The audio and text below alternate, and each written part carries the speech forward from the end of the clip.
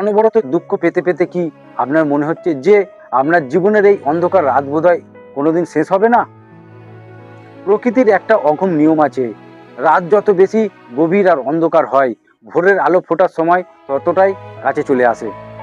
সুখ যেমন সারা জীবন থাকে না, ঠিক তেমনি দুঃখের কোনো স্থায়ী ক্ষমতা নেই যা আপনার জীবনকে সারা জীবন আঁধারে ডুবিয়ে রাখবে।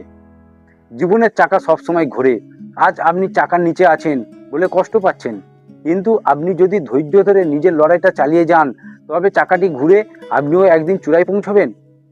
এই খারাপ সময়টা আসলে কাটার জন্যই এসেছে। ধৈর্য হারাবেন না। আজ যে চোখের জল আছে, কাল সেই চোখেই বিজয়ের আনন্দ থাকবে।